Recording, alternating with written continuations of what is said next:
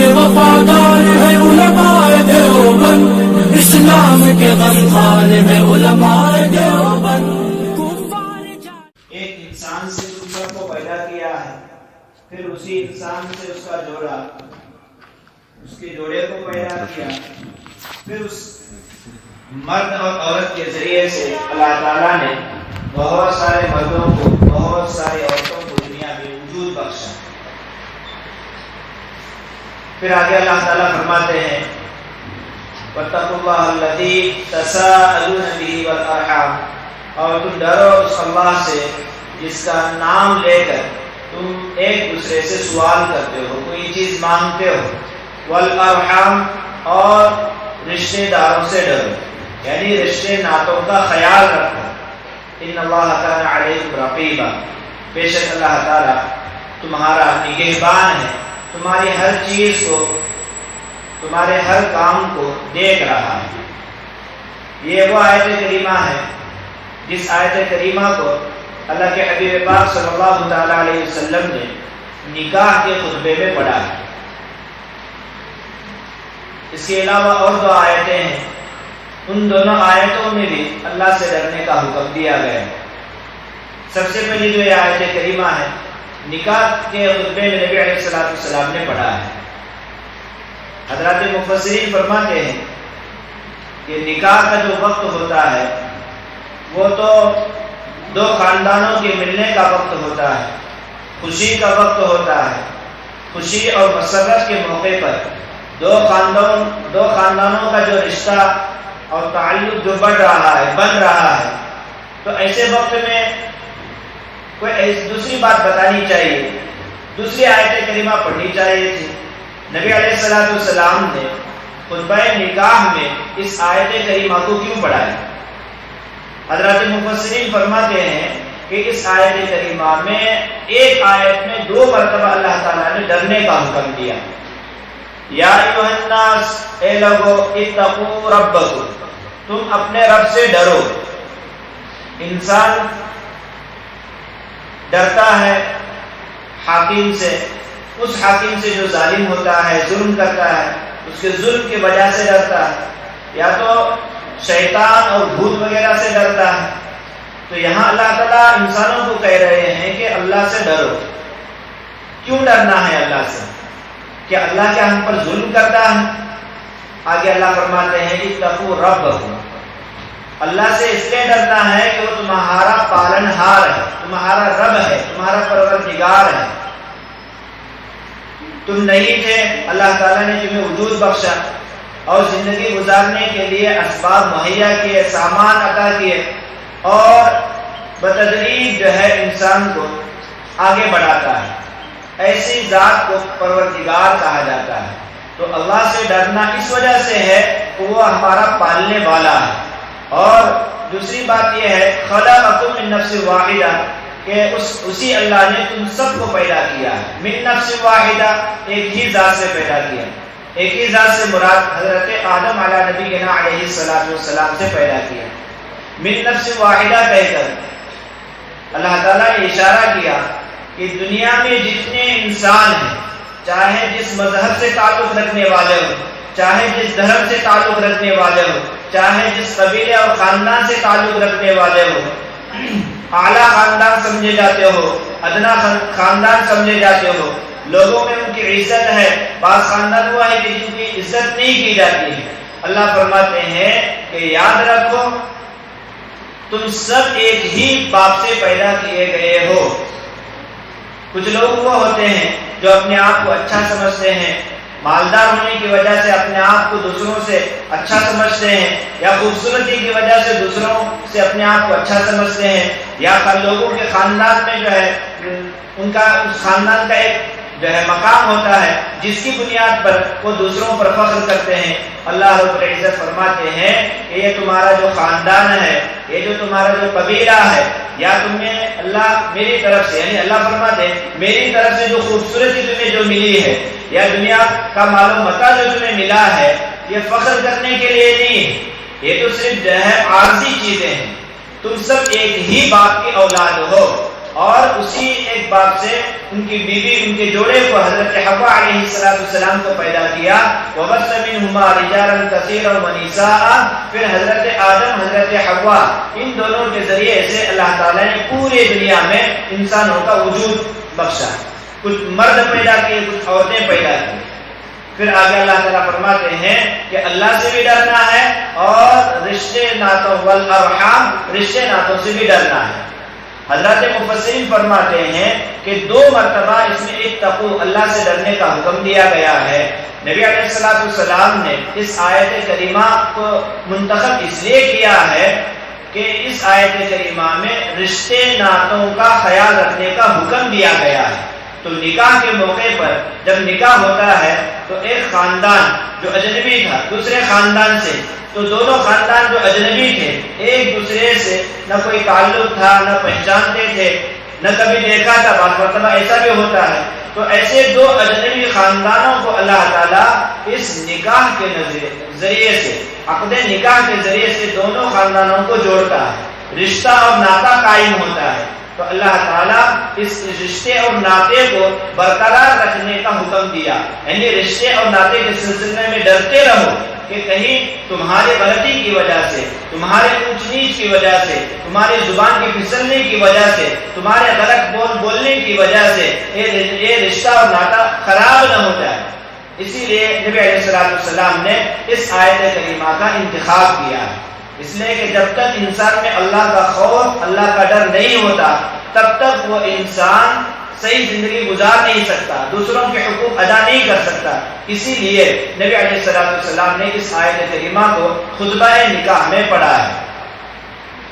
جو رشتے جو قائم ہوتے ہیں تو ایک لڑکا اور ایک لڑکی ہے, دونوں خاندان والے ایک دوسرے کو دیکھ کر دونوں خاندان والے راضی ہو جاتے ہیں کہ ہم اپنے لڑکے کا اور لڑکی کا نکاح کرنا ہے. دونوں کا نکاح کرا دیتے ہیں.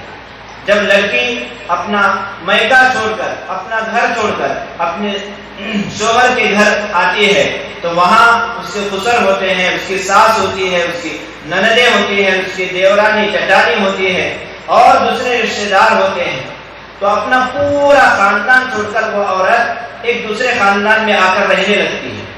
ایک صرف اللہ کے حکم کی وجہ سے اللہ نے حکم دیا نکاح کرو. اس نکاح کا حکم سن کر نبی علیہ السلام کی سنت ادا کر کے ایک لڑکی جو ہے اپنے ماں باپ کے پیار کو چھوڑ کر, اپنے بھائی بہن کے پیار کو چھوڑ کر, اپنے خاندان والوں کے محبت اور پیار کو چھوڑ کر دوسرے خاندان میں اللہ کے حکم نبی علیہ السلام کی سنت کو اپناتے ہوئے آ کر زندگی گزارنا شروع کر دیتی ہے.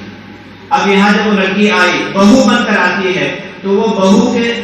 کے ساتھ جو ہے ایک ساس کا تعلق ہوتا ہے, بہو کے ساتھ اس کی نند کا ایک رشتہ ہوتا ہے, بہو کا جو ہے اس لڑکی کا ایک رشتہ شوہر کے ساتھ ہوتا ہے, اس لڑکی کا ایک رشتہ دیورانی اور جٹھانی کے ساتھ ہوتا ہے. تو یہ مختلف جو ہے مزاج رکھنے والی جب ایک ساتھ مل جاتی ہے تو شیطان ہر ایک سے غلطی کراتا ہے. کبھی جو ہے لڑکے کی جو ماں ہوتی ہے جس کو ساس کہا جاتا ہے, اس بہو کی وہ ساس ہوتی ہے, کبھی اس کی طرف سے جو ہے اس کی طرف سے شیطان غلطیاں کراتا ہے. ساس جو ہے اپنی بہو کو سے بعض مرتبہ غلط فہمی ہو جاتی ہے, بدگمان ہو جاتی ہے. اپنی بہو کے سلسلے میں یہ سوچتی ہے, اپنے بیٹے کو دیکھتی ہے, نکاح ہو گیا, 2-4 دن ہو گئے, ہفتہ ہو گیا, 10 دن ہو گئے, لڑکی کی محبت اپنی بیوی سے زیادہ ہونے لگتی ہے تو ماں کے دل میں خطرہ اور شیطان یہ شوشہ ڈالتا ہے کہ کہیں ایسا نہ ہو کہ میرا جو لڑکا ہے اس میری بہو کے جو باہر سے آئی ہوئی لڑکی ہے اس کی محبت میں پھنس کر ہم سے دور نہ چلا جائے, ہمیں چھوڑ کر جو ہے ہم سے دور نہ جائے. اسی لیے وہ چاہتی ہے, شیطان جو ہے اس ساس کے دل میں غلط وساوس ڈالتا ہے, شوشے ڈالتا ہے کہ کسی طرح سے جو ہے وہ محبت زیادہ نہ بڑھے. شیطان جو ہے اپنا حربہ جو ہے اپناتا ہے اور وہ ماں, اس لڑکے کی ماں یعنی اس لڑکی کی جو ساس ہوتی ہے وہ چاہتی ہے کہ کسی طرح سے میرا لڑکا اپنی بیوی سے تھوڑا دور رہے, کہ کہیں اس بدگمانی کی وجہ سے کہ کہیں یہ جو ہے میرے لڑکے کو یہاں سے لے کر چلی نہ جائے. یہ شیطان کراتا ہے. اسی طرح سے غلطی ساس کی طرف سے یہ بھی ہوتی ہے کہ وہ اپنے جو ہے بہو پر اعتماد نہیں کرتی، بھروسہ نہیں کرتی. وہ یہ سوچتی ہے یہ تو آئی ہوئی ہے، کہیں ایسا نہ ہو کہ ہماری جو یہاں کی چیزیں ہیں، ہمارا یہاں کا جو مال ہے، یہاں سے تھوڑا تھوڑا تھوڑا کر کے اپنے مائکے لے کر چلی نہ جائے. یہ شیطان سب جو ہے وساوس ڈالتا ہے. اس شیطان کے وساوس میں آ کر وہ ساتھ جو ہے اس طرح کی حرکتیں کرتی ہے. اور کبھی کبھار یہ سوچتی ہے کہ اس لڑکی کے آنے سے پہلے، بہو کے آنے سے پہلے جو ہے ہمارا گھر سکون کے ساتھ تھا، میں تھی اور میرا شوہر تھا اور میرے بچے تھے، ہم آرام کی زندگی گزار رہے تھے. یہ لڑکی کہاں سے آ گئی کہ اب جو ہے یہ حکمرانی کرنا چاہتی ہے. اسی لیے وہ دیکھتی ہے کہ اب تک میرے ذریعے سے گھر چل رہا تھا، کہیں یہ لڑکی اپنے ہاتھ میں جو ہے اس گھر کا پورا ذمہ داری اپنے ہاتھ میں نہ لے. اس لیے وہ جو ہے اپنی بہو کے سلسلے میں غلط جو ہے جو شیطان اس کے بعد ذہن میں جو باتیں ڈالتا ہے، شیطان کی باتیں سن کر اپنی بہو کے ساتھ تھوڑی اونچ نیچ شروع ہو جاتی ہے. جب بیٹا آتا ہے تو بیٹے کے سامنے شکایتیں کرتی ہے کہ تیری بیوی ایسا کرتی ہے، تیری بیوی جلدی نہیں اٹھتی ہے، تیری بیوی سے یہ شکایتیں ہیں. تو کسی طرح سے یہ شیطان بیوی سے جو ہے شوہر کو دور کرنے کے لیے شوہر کے ماں کے دلوں میں ایسے وساوس ڈالتا ہے. بعض مرتبہ نند سے ویسے غلطیاں ہو جاتی ہیں کہ وہ چاہتی ہے کہ اب تک ہم آرام سے تھے، وہ جو چاہیے کر رہی تھی، جیسے ہی ہماری بھاوت آ گئی، بھابھی آ گئی، جس کی وجہ سے جو ہے اب میرا یہاں کچھ چل نہیں رہا. اب وہ جو ہے اپنے بھائی کو غلط جو ہے شکایتیں کرتی ہے، ماں کو جو ہے بھڑکاتی ہے، اکساتی ہے، وہ جو ہے اپنے لڑکے کو بہکاتے ہیں. پھر نتیجہ جو ہے میاں بیوی میں جھگڑے شروع ہوتے ہیں. ایسے ہی جو لڑکی بہو بن کر آئی ہے اس سے بھی غلطیاں ہوتی ہے. یہ سب شیطان کراتا ہے. ایک اچھا جو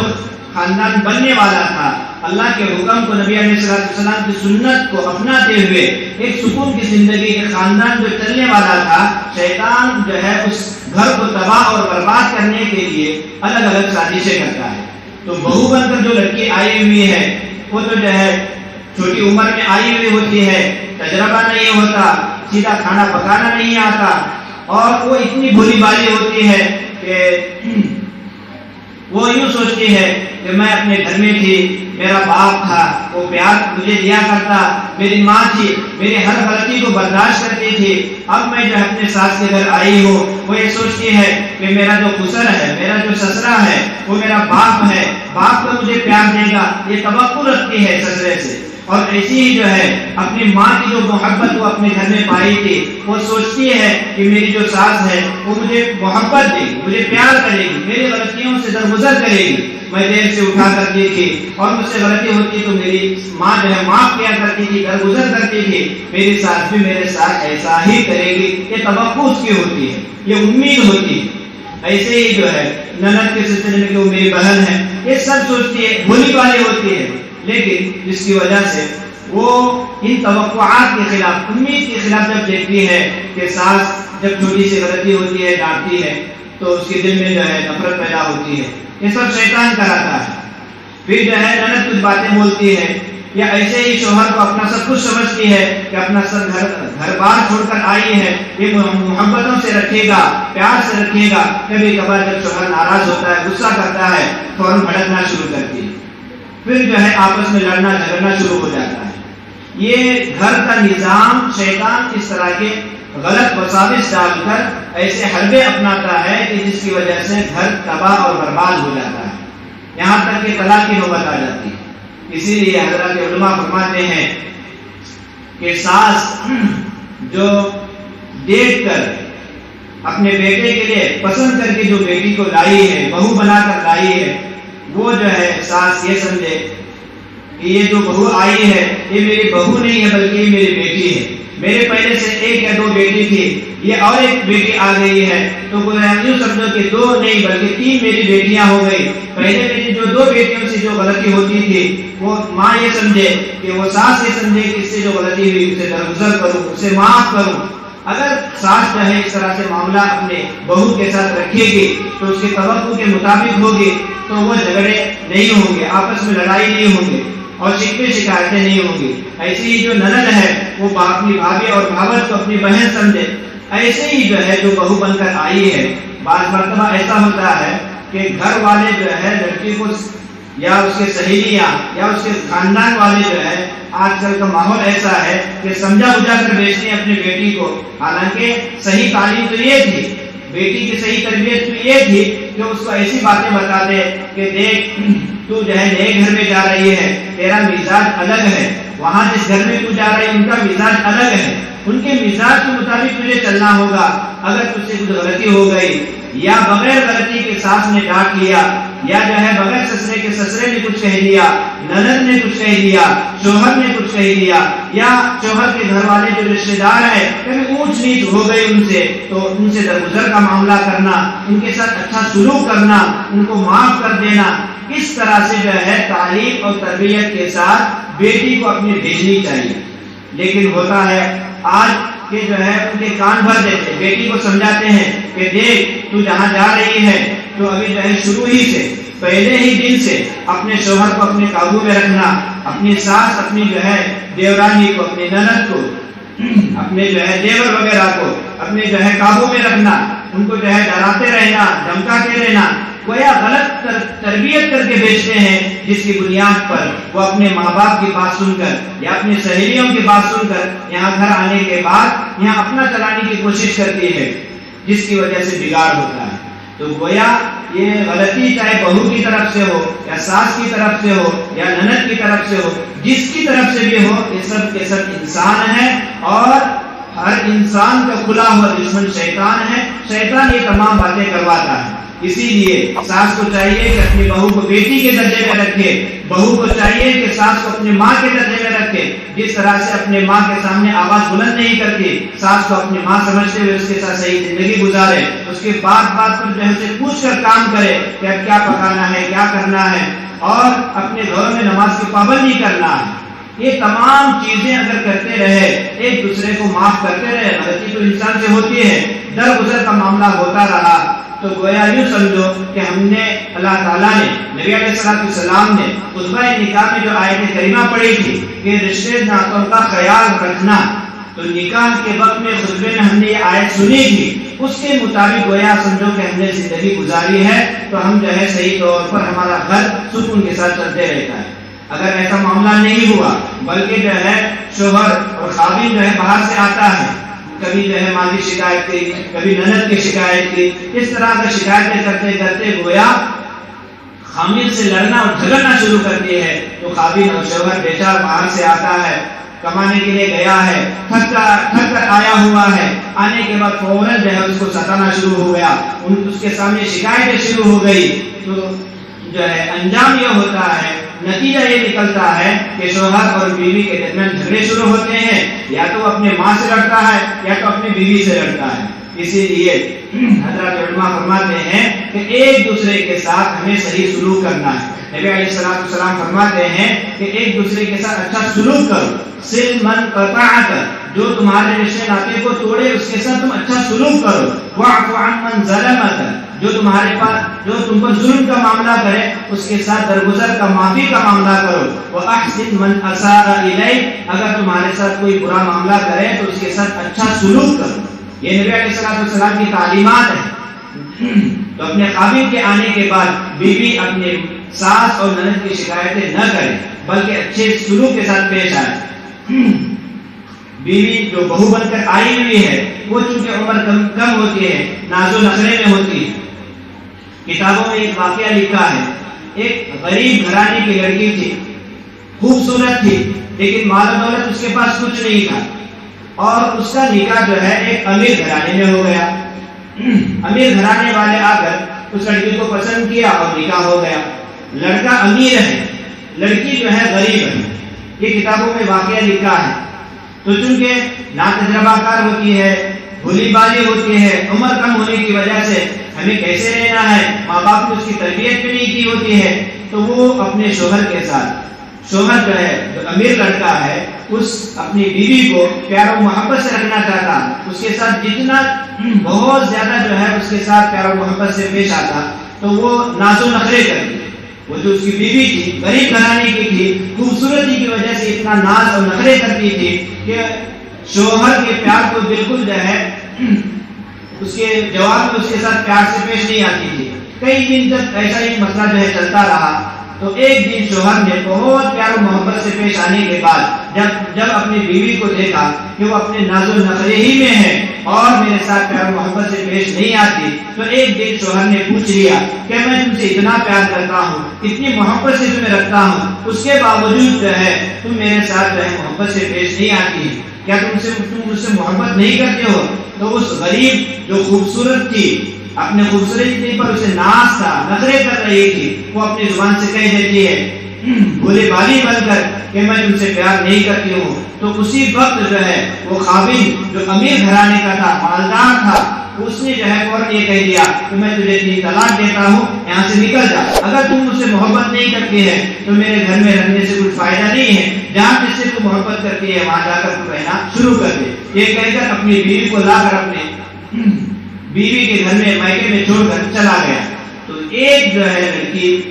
اپنی خوبصورتی پر ناز کر رہی تھی، نخرے کر رہی تھی، اللہ تعالیٰ نے اس کے ساتھ اچھا جو ہے احسان کا معاملہ کیا کہ ایک امیر گھرانہ عطا کیا، لیکن اس نے جو ہے اللہ تعالیٰ کے اس احسان کو نہیں دیکھا اور اس امیر گھرانے کی صحیح اس نے قدر نہیں کی، اپنے ناز و نخرے کی وجہ سے ہمیشہ کے لیے اپنی زندگی کو برباد کر دیا۔ اسی لیے چاہیے کہ اپنی بیٹیوں کو جب بھیجے نکاح کر کے، تربیت کر کے بھیجے۔ جو لڑکیاں باہر سے آتی ہیں وہ اپنی جو ہے آخرت کو، شوہر کے ساتھ ہمیں کیسا رہنا ہے، یہ ساری تعلیم ہمیں لے کر آنی چاہیے۔ اگر نہیں ہے تو ایسی کتابیں ہم کو پڑھنی چاہیے اور ایسی چیزیں سیکھ کر جو ہے اپنے گھر والوں کے ساتھ صحیح معاملہ کرنا چاہیے۔ عائشہ صدیقہ رضی اللہ تعالی عنہا اپنے شوہر یعنی نبی علیہ السلام کے ساتھ، نبی علیہ السلام کے سلسلے میں عائشہ فرماتی ہیں نبی علیہ السلام عشاء کے بعد صحابہ کی مجلس سے فارغ ہونے کے بعد جب گھر آتے تھے تو مسکرا کر آیا کرتے تھے۔ نبی علیہ السلام مسکرا کر گھر آتے تھے اور جیسے ہی نبی علیہ السلام کو میں اپنے گھر میں آتا دیکھتی تو فوراً جو ہے کچھ اشعار کہنا شروع کر دیتے تھے۔ عائشہ رضی اللہ تعالی عنہ اپنے شوہر کے استقبال میں، شوہر کے آنے کی خوشی میں پیار و محبت کا اظہار کرتی تھی۔ عائشہ رضی اللہ تعالی عنہ یوں کہا کرتی تھی، یہ اشعار پڑھا کرتی تھی، لنا شمس ولی آفاق شمس، ہمارا بھی ایک سورج ہے اور آسمان کا بھی ایک سورج ہے۔ نبی علیہ السلام کو اپنے شوہر کو سورج کہہ رہی ہے اور یوں کہنا چاہتی ہے عائشہ رضی اللہ تعالی عنہا، لنا شمس ولی آفاق شمس، ہمارا بھی ایک سورج ہے اور آسمان کا بھی ایک سورج ہے، وشمس خیر من شمس السماء، میرا جو سورج ہے وہ آسمان کے سورج سے کئی گنا بڑا ہے، کئی گنا اچھا اور بہتر ہے۔ وہ اپنے شوہر کی تعریف کر رہی ہے کہ میرا شوہر اچھا ہے، بہتر ہے آسمان کے سورج سے۔ پھر جو ہے اشعار آگے یوں کہتی ہے، ان الشمس تطلع بعد فجر، کہ آسمان کا جو سورج ہوتا ہے وہ فجر کے بعد طلوع ہوتا ہے، باہر نکلتا ہے، والشمس طالع بعد العشاء، اور میرا جو سورج ہے وہ عشاء کے بعد نکلتا ہے۔ یعنی اپنا شوہر جب اپنے گھر آ رہا ہے، عائشہ صدیقہ رضی اللہ تعالی عنہا اتنے پیار سے ان کے ساتھ پیش آ رہی ہے کہ یوں کہتی ہے کہ میرا سورج جو ہے آسمان کے سورج سے بہتر ہے اور میرا سورج جو ہے عشاء کے بعد طلوع ہوتا ہے، اندھیرا چھا جانے کے بعد طلوع ہوتا ہے۔ گویا اپنے شوہر کا دل خوش کرنے کے لیے عائشہ رضی اللہ تعالی عنہا اس طرح کے اشعار کہا کرتی تھی۔ اس سے پتہ چلتا ہے کہ شوہر کا حق اتنا ہے کہ شوہر جب گھر جو ہے کما کر تھک کر باہر سے جب آتا ہے تو پیار و محبت کی باتیں کرے، اس کے ساتھ اس کا دل خوش کرنے کی کوشش کرے۔ ماں کی شکایتیں، نند کی شکایتیں، یہ تمام شکایتوں کو ایک طرف رکھ کر شوہر کے ساتھ اچھا جو ہے برتاؤ کرے، اچھا سلوک کرے۔ جب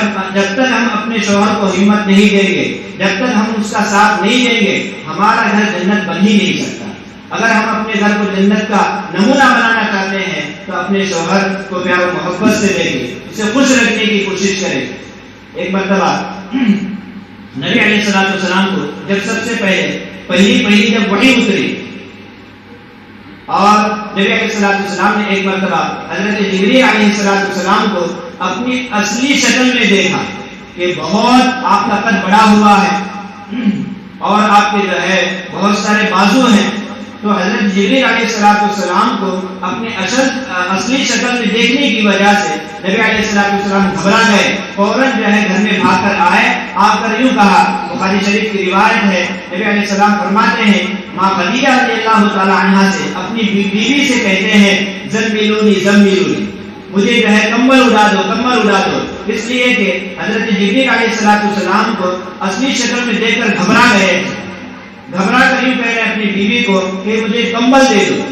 ماں خدیجہ رضی اللہ تعالی عنہا اپنے شوہر کو کمبل اڑاتی ہے، اور جو ہے آگے نبی علیہ السلام فرماتے ہیں انی خشیت علی نفسی، میں اپنی جان کا خطرہ محسوس کر رہا ہوں، میں اپنے متعلق ایسا سوچ رہا ہوں کہ اب میں مر جاؤں گا، اس لیے کہ نبی علیہ السلام حضرت جبریل کی اصلی صورت کو دیکھ کر گھبرا گئے تھے۔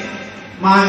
خدیجہ رضی اللہ تعالی عنہا تسلی دیتے ہیں، تسلی والے کلمات کہتے ہیں اور یوں کہتے ہیں کلا، ہرگز نہیں، یعنی آپ کو موت باقی نہیں ہوگی، آپ ڈرے نہیں، ما یخزیک اللہ ابدا، اللہ تعالیٰ کبھی آپ کو رسوا اور شرمندہ کر ہی نہیں سکتا، ما یخزیک اللہ ابدا، ہرگز اللہ آپ کو رسوا نہیں کرے گا، شرمندہ نہیں کرے گا۔ کیوں نہیں کرے گا؟ آپ کی اچھائیاں شوہر کو بیان کرتی ہیں، آپ کے اندر اچھائیاں ہیں، آپ کے اندر خوبیاں ہیں، جس انسان میں یہ خوبیاں ہوں گی، ایسے اچھائیاں ہوں گی، اللہ اسے رسوا کر ہی نہیں سکتا۔ ماں خدیجہ رضی اللہ تعالی عنہا اپنے شوہر نبی علیہ السلام کو یوں کہتی ہیں انک لتصل الرحم، آپ تو جو ہے صلہ رحمی کرنے والے ہیں، لوگوں کے ساتھ اچھا سلوک کرنے والے ہیں، انک لتصل الرحم وتحمل الکل، دوسروں کو بوجھ تم اٹھاتے ہو، وتحسب المعدوم، اور دوسروں کے لیے تم کماتے ہو، کما کر دوسروں کو فائدہ پہنچاتے ہو، وتعين على نوائب الحق، اور دوسروں کے قرضے اپنے ذمے لے کر ان کے ساتھ جو ہے اچھا سلوک کرتے ہو۔ جو انسان دوسروں کے ساتھ اچھا سلوک کرتا ہے کبھی اللہ اسے رسوا نہیں کرتا۔ تو گویا نبی علیہ السلام کو اپنے شوہر کو یہ تسلی والے جملے کہی تھی، اور ساتھ میں ان کو لے کر اپنے چچا زاد بھائی ورقہ ابن نوفل کے پاس پہنچتی ہے، اس لیے کہ وہ تورات اور انجیل کے عالم ہوتے ہیں، ان کو جا کر یہ پورا واقعہ سناتے ہیں۔ تو پھر وہ حضرت ورقہ ابن نوفل کہتے ہیں کہ یہ جو فرشتہ جس کی تم بات کر رہے ہو، جس شکل کی، یہ تو اللہ کا فرشتہ ہے جو پہلے نبیوں کی طرف، حضرت موسیٰ علیہ السلام کی طرف یہی فرشتہ آیا کرتا تھا،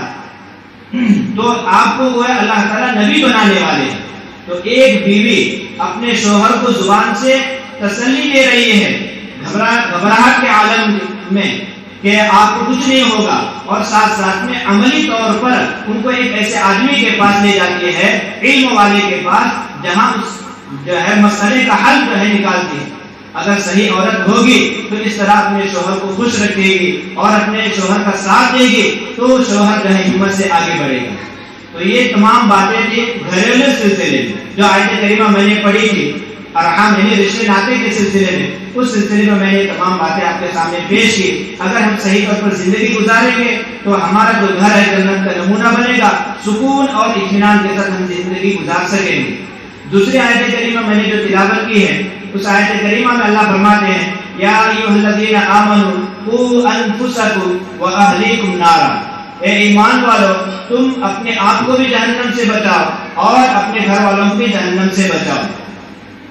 گویا اپنے آپ کو بھی جو ہے جہنم سے بچانا ہے اور اپنے گھر والوں کو بھی جہنم سے بچانا ہے۔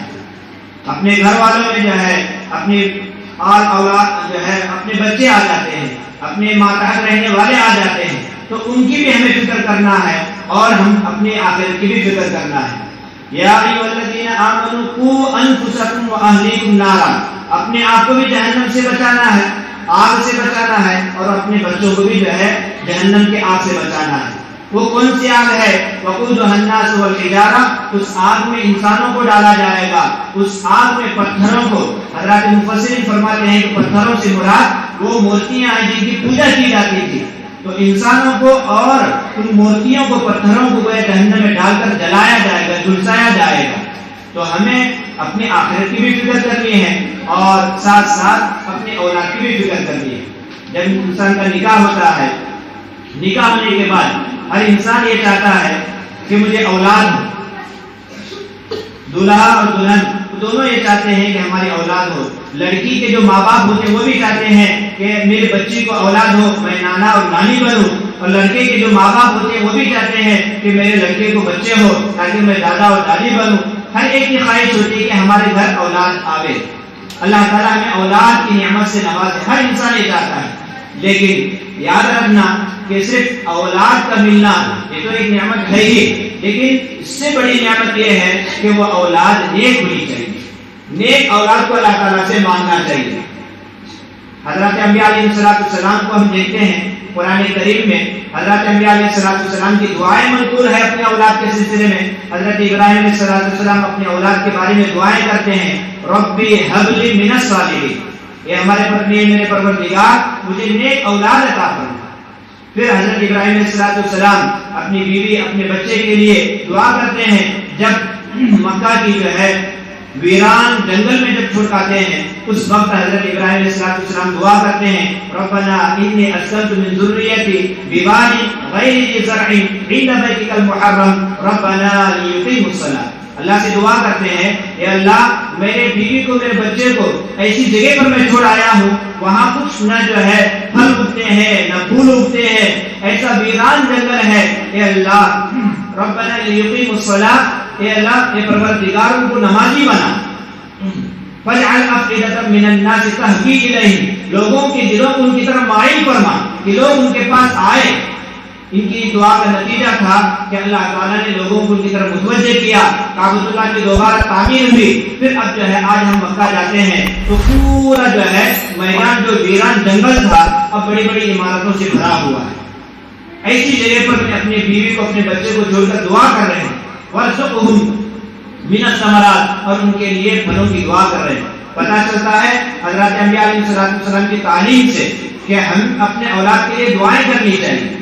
ایسے ہی حضرت زکریا علیہ السلام بڑھاپے کے عالم میں ہیں تو وہ بھی دعا کرتے ہیں اولاد کے لیے،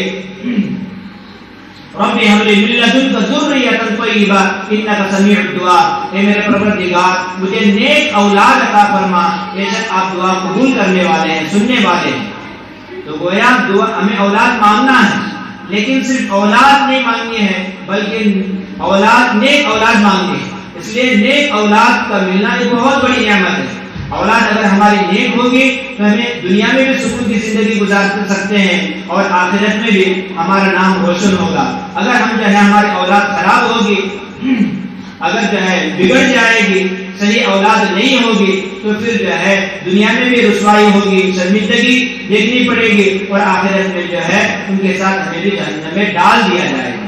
اسی لیے حضرت انبیاء علیہ السلام ولادت سے پہلے بچوں نیک اولاد کی دعائیں کرتے تھے۔ جب ولادت ہو جائے، بچے کی جو ہے پیدائش ہو جائے تو ان کی تربیت کرتے، ان کو اچھے اخلاق سکھاتے، ان کو اللہ اور کے رسول کی جو ہے تعلیم دیتے، اور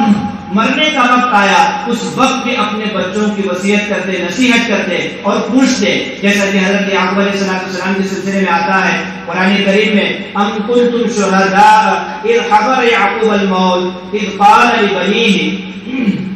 حضرت یعقوب علیہ السلام کے پاس جب موت کا فرشتہ آتا ہے تو حضرت یعقوب علیہ السلام مرنے سے پہلے اپنے اولاد کو جمع کر کے کہتے ہیں، ما تعبدون من بعدی، میرے مرنے کے بعد تم کس کی عبادت کرو گے؟ حضرت یعقوب علیہ السلام کی موت ہو رہی ہے، مرنے والے ہیں، مرنے سے پہلے جو اپنے اولاد کو جمع کر کے پوچھ رہے ہیں کہ میرے مرنے کے بعد تم کس کی عبادت کرو گے؟ ہم کیا کرتے ہیں؟ جب تک زندہ ہے تو بھی ہم اپنے اولاد کی فکر نہیں کرتے، جب مرنے کے قریب ہے تو ماں کو یہ فکر ہوتی ہے، باپ کو یہ فکر ہوتی ہے کہ اب میرے مرنے کے بعد میرے بچے کیا کھائیں گے، میرے بچے کیسے زندگی گزاریں گے۔ تو گویا ہمیں دنیا کی فکر لگی ہوئی ہے، لیکن اللہ کے انبیاء علیہ السلام کی زندگی کو ہم دیکھیں گے تو پتہ چلتا ہے کہ دنیاوی زندگی کی فکر کے ساتھ ساتھ آخرت کی بھی یاد دہانی اپنے بچوں کو کرانی چاہیے، آخرت کے بارے میں ہمیشہ ان کو کہنا چاہیے، مرنے سے پہلے بھی اپنے اولاد کے سلسلے میں یہ سوچنا چاہیے کہ میری اولاد کا کیا ہوگا، یعنی میرے بعد میری اولاد اللہ کی عبادت کرتی ہے یا نہیں کرتی ہے، کیسی زندگی گزارے گی، اللہ کو راضی کرتے ہوئے گزارے گی یا اللہ کو ناراض کرتے ہوئے زندگی گزارے گی، یہ انسان کو فکر ہونی چاہیے۔ حضرت ابراہیم علیہ السلام کے بارے میں آتا ہے، وَوَصَّى بِهَا إِبْرَاهِيمُ بَنِيهِ وَيَعْقُوبُ يَا بَنِيَّ إِنَّ اللَّهَ اصْطَفَى لَكُمُ الدِّينَ فَلَا تَمُوتُنَّ إِلَّا وَأَنْتُمْ مُسْلِمُونَ۔ حضرت ابراہیم علیہ السلام اپنے اولاد کو نصیحت کرتے ہیں، حضرت یعقوب علیہ السلام بھی نصیحت کرتے ہیں، کس بات کی؟ ان اللہ قد اصطفیٰ لکم الدین، اللہ تعالیٰ نے، بے شک اللہ نے تمہارے لیے دین کو جو ہے چنا ہے، دین کو جو ہے اللہ تعالیٰ نے چنا ہے۔ فلا تموتن الا وانتم مسلمون، تم ایمان ہی کی حالت میں، اسلام ہی کی حالت میں تمہیں مرنا ہے۔ گویا حضرت ابراہیم علیہ السلام لے لو، حضرت یعقوب علیہ السلام لے لو، تمام انبیاء کو لے لو، اپنے اولاد کی یہی فکر ہے کہ ہمارے دنیا سے چلے جانے کے بعد یہ اللہ کو راضی کرتے ہیں یا نہیں کرتے، یہی ان کی فکر لگی ہوئی تھی۔ اس لیے کہ وہ جانتے تھے کہ اصل زندگی آخرت کی زندگی ہے، دنیا کی جو زندگی ہے ہم یہ سوچتے ہیں کہ ہم اپنے اولاد کو اچھی انگلش میڈیم اسکول میں سکھائیں گے تاکہ ہمارا بچہ جو ہے اچھا پڑھ لکھ کر جو ہے یا تو ڈاکٹر بنے گا، یا تو انجینئر بنے گا، یا وکیل بنے گا، یا جج بنے گا۔ ایسا گویا دنیا کی ڈگریوں کے سلسلے میں ہم سوچتے ہیں کہ میرا لڑکا یا لڑکی جو ہے اگر اچھی اسکول میں جا کر اور اچھی تعلیم حاصل کر کے ڈگری حاصل کریں گے تو گویا ان کی دنیاوی زندگی کا مسئلہ حل ہو جائے گا، گویا ان کے کھانے پینے کے مسائل حل ہو گئے، رہنے سہنے کے مسائل حل ہو گئے، اور زندگی گزارنے کے تمام وسائل انہیں مل جائیں گے، لیکن ڈاکٹر بن جائیں گے، وکیل بن جائیں گے، اعلیٰ عہدہ حاصل کر لیں گے تو عیش و آرام کی زندگی گزار سکیں گے۔ تو ہماری تو یہی فکر ہے کہ دنیا ہمارے بچوں کی زندگی سنور جائے، بس دنیا کی زندگی سنور جائے، لیکن اللہ کے نبی علیہ السلام کو ہم دیکھتے ہیں تو دنیا کی زندگی تو عارضی زندگی ہے۔ انسان اپنے بچوں کو پڑھاتا ہے، لکھاتا ہے، ڈگری دلاتا ہے، لیکن دین کی تعلیم نہیں دیتا۔ دینی تعلیم نہ دینے کی بنیاد پر وہ بچے ڈاکٹر تو بن جائیں گے، وکیل تو بن جائیں گے، انجینئر تو بن جائیں گے، دنیا کی ڈگری حاصل کر کے اعلیٰ مقام حاصل کر لیں گے اور خوب پیسہ کمائیں گے، گاڑی بنگلہ سب کچھ ان کے پاس آ جائے گا، لیکن دین کی تعلیم ہم نے ان کی نہیں جو ہے دین کی تعلیم کی فکر نہیں کی، دینی تعلیم کی ہمیں فکر نہیں ہے، ایسے ہم نے دنیا کے پیچھے لگا کر دنیاوی عہدہ میں دلا دیا سکون کی زندگی گزارنے کے لیے، تو وہ آگے چل کر نافرمان بنیں گے۔ ماں باپ کی جو ہے نہ ان کے اندر ادب ہوگا، نہ اخلاق اچھے ہوں گے، بس وہ پیسوں کے پیچھے لگ کر ماں باپ کی نافرمانی کریں گے۔ کبھی بیوی کی بات سنتے ہیں، بیوی کی بات سن کر ماں باپ کو چھوڑ دیتے ہیں، پھر ماں باپ کو اس وقت احساس ہوتا ہے کاش کہ میں اپنے بچوں کو جو ہے دینی تعلیم دیتی، قرآن و حدیث کی تعلیم دیتی، میرا لڑکا ہے لڑکی میرے لیے جو ہے دنیا کے اندر بھی عزت کا ذریعہ بنتا، اور جو ہے مرنے کے بعد بھی دینی تعلیم قرآن و حدیث کی تعلیم دینے کی وجہ سے آخرت میں بھی اللہ مجھے جنت میں داخل کرتا۔ بڑھاپے کے عالم میں جب بچے نافرمان ہو جاتے ہیں اور ماں باپ کو ستانا شروع کرتے ہیں، بعض بچے تو ایسے ہو جاتے ہیں دینی تعلیم نہ دینے کی وجہ سے شراب پینا شروع کرتے ہیں، جوا کھیلنا، پتے کھیلنا شروع کرتے ہیں، پیسہ لگانا شروع کرتے ہیں اور عیاشی کرنا شروع کرتے ہیں اور غلط کاموں میں جا کر اپنی زندگی برباد کر دیتے ہیں۔ پھر اس وقت جو ہے ماں باپ کو احساس ہوتا ہے کاش کہ میں اپنے بچوں کو جو ہے دنیاوی تعلیم کے بجائے دین کی تعلیم دیتی تو اچھا ہوتا، دین کی تعلیم سکھاتا تو اچھا ہوتا۔ ماں باپ دونوں پریشان ہو کر رونا دھونا شروع کرتے ہیں۔ اسی لیے ہمیں چاہیے کہ ہم اپنے بچوں کو دینی تعلیم کی فکر کریں۔ دنیاوی تعلیم جو ہے ہمیں دلوانا منع نہیں ہے، گناہ نہیں ہے۔ اگر ہم آج کا ماحول دیکھیں گے آپ کو پتہ نہیں ہے کہ علماء کرام بزرگان دین اس وقت اتنے فکر مند ہے کہ ہمارے اولاد کے ایمان کی بڑی فکر ہے، اس لیے کہ ہم اسکول کو بھیج کر خاموش ہیں۔ اسکول میں کیا تعلیم ہو رہی ہے کسی کو کچھ پتہ نہیں ہے۔ اسکول کی جو تعلیم ہے وہاں جو ہے عقائد ہمارے خراب کیے جا رہے ہیں، کون سی چیز پڑھائی جا رہی ہے ہمیں کچھ پتہ نہیں، اس لیے کہ ہم تو ان پڑھ ہیں۔ کتابوں میں کیا لکھا ہوا ہمیں کچھ پتہ نہیں ہے، کیا وہاں تعلیم دی جا رہی ہے کچھ پتہ نہیں ہے۔ بس جو ہے ہم اسکول کو بھیجتے ہیں، صبح شام میں آتے ہیں، ہوم ورک ہوتا ہے، پھر بچے سوتے ہیں، پھر صبح چلے جاتے ہیں۔ گویا صبح شام وقت گزر رہا ہے، دن گزر رہے ہیں، بچے ایکویں دویں اس طرح کرتے کرتے کوئی ڈگری حاصل کرتا ہے، کوئی نہیں حاصل کرتا ہے۔ ان کی ایمان کی ہمیں فکر نہیں۔ حالانکہ اسکول میں ایک جو ہے واٹس ایپ میں ایک ویڈیو آیا تھا ایک کسی جگہ کا، وہاں مکتب میں جب بچے پڑھنے کے لیے وہ آئے، دو بچیاں تھیں، تو اچانک ان کی زبان سے کچھ جو ہے غیر کے کلمات نکلی جس سے ایمان نکل جاتا ہے، ایمان ختم ہو جاتا ہے، گویا مسلمانوں کے اندر سے اسلام ختم ہوتا ہے۔ ایسے کلمات جو ہے وہ پڑھنے شروع کر دیے۔ تو وہاں کے جو حافظ صاحب اور مولانا تھے انہوں نے پوچھا یہ کیا تم کلمات پڑھ رہے ہو، کہاں سے تم نے سیکھا ہے؟ تو ان دونوں بچیوں نے کہا کہ ہم جب اسکول جاتے ہیں تو اسکول جانے کے بعد یا تو اسکول شروع ہونے سے پہلے جب کھڑے ہو کر جو دعا وغیرہ کرتے ہیں تو ایسے موقع پر وہ کلمات پڑھواتے ہیں اسکول والے. یا یہ ہے کہ بعض بچیوں نے کہا کہ ہم کھانے سے پہلے دوپہر میں جب کھانے کی چھٹی ہوتی ہے تو اس وقت وہ کلمات کہے بغیر ہمیں کھانا نہیں دیتے. جو دوسرے دھرم کے اندر جو کلمات ہیں اللہ کو چھوڑ کر دوسرے معبودوں کا اقرار ہے، ایسے جو ہے وہ کلمات تھے کہ وہ کلمات جب تک ہمارے بچے نہیں پڑھتے ہیں تب تک جو ہے ان کو کھانا نہیں دیا جاتا. تو ہماری جو بچیاں ہیں وہ اسکول جا کر غیروں کا طریقہ سیکھ رہے ہیں اور غیروں کے جو ہندوانہ جو باتیں ہیں ان کے جو عقائد ہے وہ سیکھ کر آ رہے ہیں. اللہ اور رسول کی تعلیم انہیں پتہ نہیں ہے اور جو ہے وہ دوسرے معبودان باطلہ کی چیزیں وہ سوچ رہے ہیں، ان کے عقائد خراب ہو رہے ہیں. ایسے برے ماحول کے اندر ہر انسان کو یہ فکر کرنی چاہیے کہ ہماری اولاد جو ہے کہیں ایمان سے ہاتھ نہ دھوئے گا. اس لیے کہ ایسے جو ہے چرچے چل رہے ہیں، ایسے اخلاق کو بگاڑنے کے کام ہو رہے ہیں. تو اسی لیے ہمارے علماء اکرام کو بزرگان دین کو بڑی فکر ہے کہ ہمارا ہر بچہ دین سے جڑنے والا بن جائے، قرآن پڑھنے والا بن جائے. اسی لیے مکاتب کا نظام ہمارے حضرات علماء نے جو ہے قائم کیا ہے. یہ مکاتب جو ہے ہمارے ایمان کی حفاظت کا ذریعہ ہے. ہم اپنے بچوں کو جیسے کھانے پینے کو ضروری سمجھتے ہیں کہ ہم اپنے بچوں کو کھانے دیں گے، فلاں چیز دیں گے، ایسے ہی اپنے بچوں کو مکتب بھیجنا ضروری سمجھیں. اس لیے کتابوں میں لکھا ہے جب ہم بچہ یا بچی جب پیدا ہوتی ہے تو سب سے پہلے اس کی زبان سے اللہ اللہ اگر نکلے گا تو ماں باپ کے گناہ معاف ہوتے ہیں. ایسا کتابوں میں لکھا ہے کہ ماں باپ جو ہے بچہ پیدا ہوا ہے، جھولی میں ہے، نیچے سلایا ہوا ہے، اس کے سامنے ہم کثرت سے اللہ اللہ اللہ اگر کرتے رہیں گے تو اس بچے یا بچی کی زبان سے لفظ اللہ نکل جائے گا. اللہ ہمارے گناہوں کو معاف کرے صرف لفظ اللہ کہنے کی وجہ سے. یہ اب کچھ مشکل نہیں. ایسے ہی جو ہے کتابوں میں آتا ہے کہ جب ہم اپنے بچوں کو قرآن کریم دیکھ کر پڑھنا سکھاتے ہیں، ناظرہ پڑھنا سکھاتے ہیں اور ہمارا بچہ یا بچی قرآن کریم ناظرہ پڑھنا سیکھ جاتا ہے، بچی سیکھ جاتی ہے، تو اس قرآن کے تکمیل کے وقت قرآن کریم کو دیکھ کر پڑھنے کو مکمل کرنے کے وقت کتابوں میں لکھا ہے کہ اس کے ماں باپ کو اللہ تعالیٰ اس کے تمام گناہوں کو معاف کر دیتے ہیں. ہم اپنے بچوں کو دین کی تعلیم دیں گے. ایسے ہی حدیث پاک میں آتا ہے نبی علیہ الصلوۃ والسلام فرماتے ہیں کہ جب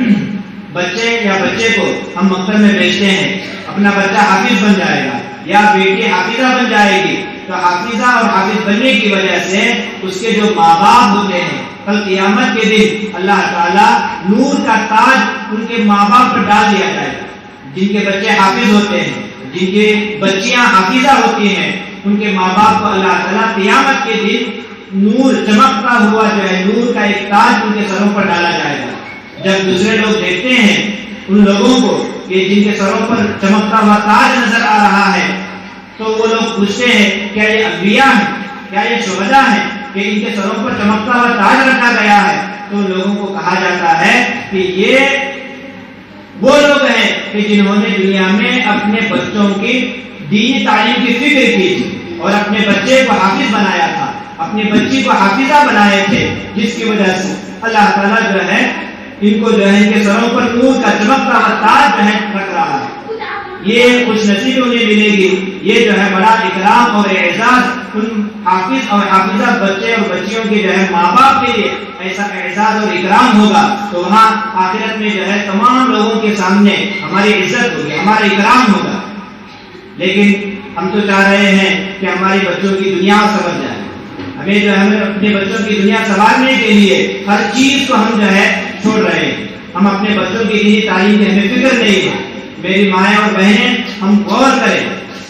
باپ سے زیادہ ہمارا حق بنتا ہے. اس لیے کہ بچے باپ کے مقابلے میں ماں کی زیادہ سنتے ہیں، ماں کی زیادہ ادائیں دیکھتے ہیں، ماں کی زیادہ باتیں سنتے ہیں اور جو ہے ماں کی ذمہ داری ہوتی ہے. باپ تو صبح سے لے کر شام تک کمانے کے لیے باہر نکل جاتا ہے، تو بچے جو ہے ماں کے ہاتھ میں ہوتے ہیں. تو ماں کو چاہیے کہ جو ہے ہمیشہ خود بھی نمازی بنے اور قرآن پڑھنے کی کوشش کرے، ذکر و اذکار کی کوشش کرے اور اپنے بچوں کو سنوارنے کی کوشش کرے اور دینی تعلیم دینے کی فکر کرے. اگر ہم اپنے جو ہے بچوں کو دینی تعلیم کی فکر نہیں کریں گے ہمارے بچے بگڑ جائیں گے، ہمارے بچوں کے اخلاق خراب ہوں گے، ہمارے بچوں کو قرآن پڑھنا نہیں آئے گا، ہمارے بچے آگے چل کر شرابی بنیں گے، جوا کھیلیں گے، دوسروں کے ساتھ مار پیٹ کریں گے، جھگڑا کریں گے، گالی گلوچ کرنے والے بنیں گے، اس وقت جا کر ہمیں جو ہے افسوس کرنا پڑتا ہے، دنیا میں بھی ہمیں شرمندہ ہونا پڑتا ہے۔ بچہ جب شراب پی کر آتا ہے، لوگ کہتے ہیں کہ فلاں کا جو ہے بیٹا شراب پی کر آیا ہے، فلاں کا بچہ ماں کو بھی تانے دیتے ہیں، باپ کو بھی تانے دیتے ہیں۔ اگر جو ہے بچہ بڑا ہو کر ڈاکو بنتا ہے، چوری کرتا ہے، دوسروں کو ظلمن مال چھین کر کھاتا ہے، یا اسی طرح سے جو ہے پیسہ لگاتا ہے، کھیلتا ہے، گویا برے کاموں میں جب وہ مصروف ہوتا ہے تو دنیا میں ماں باپ کے لیے شرمندگی کا ذریعہ بنتا ہے۔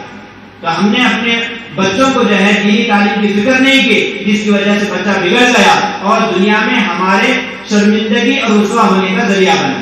اور ایسے ہی قرآن پاک میں آتا ہے، اللہ تعالیٰ فرماتے ہیں جن کے بچے نافرمان ہوتے ہیں، بگڑ جاتے ہیں اور گناہ کرتے ہوئے دنیا سے چلے جاتے ہیں، جب قیامت کے دن اللہ تعالیٰ ان بچوں سے پوچھتے ہیں کہ تم نے ہماری نافرمانی کیوں کی،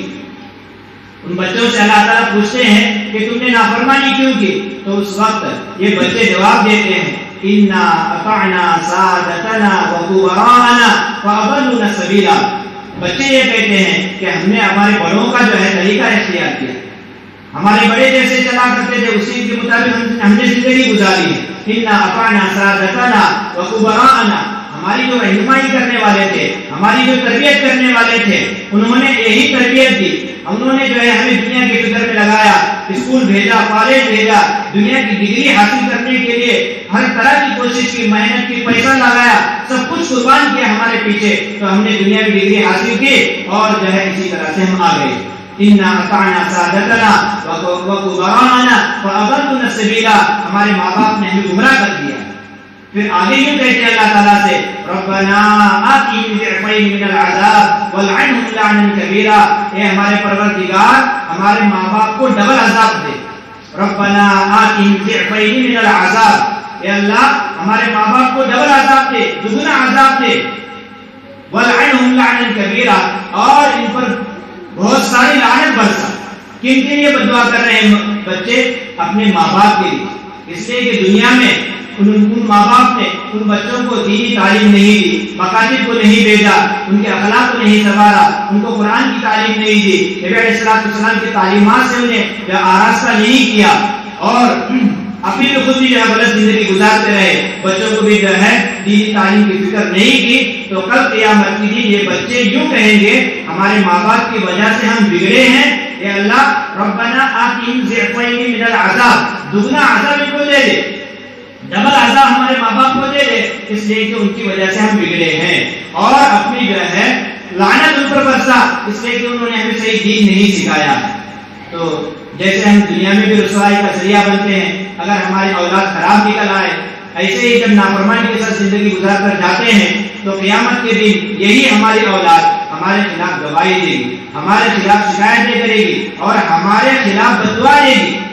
تو مائیں اور بہنیں سوچیں کہ دنیا جو ہم زندگی گزار رہے ہیں، دنیا کی زندگی یہ عارضی ہے، وقتی طور پر ہے، ایک انسان 30 سال میں بھی جا رہا ہے، 40 سال میں بھی جا رہا ہے، 50 60 سال 70 سال 80 سال، انسان کی زیادہ عمر نہیں اور بھروسہ بھی نہیں ہے۔ آج کل کے بیماریوں کے زمانے میں ہم دیکھ رہے ہیں کہ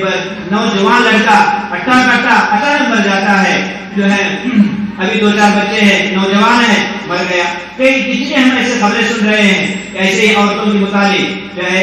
20 سال کی تھی، 25 سال کی تھی، 30 سال کی تھی، مر گئی، تھوڑی سی بیماری آئی اور مر گئی۔ بہت ساری ایسی اہم خبریں سن رہے ہیں، تو زندگی کا کوئی بھروسہ نہیں ہے، زندگی کا کوئی بھروسہ نہیں ہے، اس لیے ہم اپنے بچوں کی اپنے آخرت بھی سنوارے، جیسا اللہ فرماتے ہیں یا ایھا الذین آمنوا قوا انفسکم، اپنے آپ کو بھی جہنم سے بچانا ہے، واہلیکم نارا، اپنے گھر والوں کو بھی جہنم سے بچانا ہے۔ اسی لیے مکتب کے سلسلے میں یہ جو بات چل رہی ہے، جس کے متعلق یہاں جمع کیا گیا ہے، ہر عورت یہ فکر کرے، ہر ماں یہ فکر کرے، ہر میری بہن یہ فکر کرے کہ میری اولاد نہ بگڑے، میری اولاد اگر بگڑے گی، دین کی تعلیم حاصل نہیں کرے گی، تو کل قیامت کے دن مجھے عذاب میں جانا ہوگا، اپنے بچوں کی وجہ سے عذاب میں جانا ہوگا۔ اس لیے ہر ماں اور بہن یہ جو ہے اس بات کے سلسلے میں غور و فکر کرے کہ میرا ہر بچہ دینی تعلیم سے آراستہ ہو، دینی تعلیم کو سیکھے، قرآن کا علم حاصل کرے، احادیث کا علم حاصل کرے، اپنے عقائد کو درست کرے، اس بات کی فکر کریں گے اللہ تعالیٰ ہم تمام کو جو ہے کہ اس میں زیادہ عمل کی توفیق عطا فرمائے۔ تو آپ کو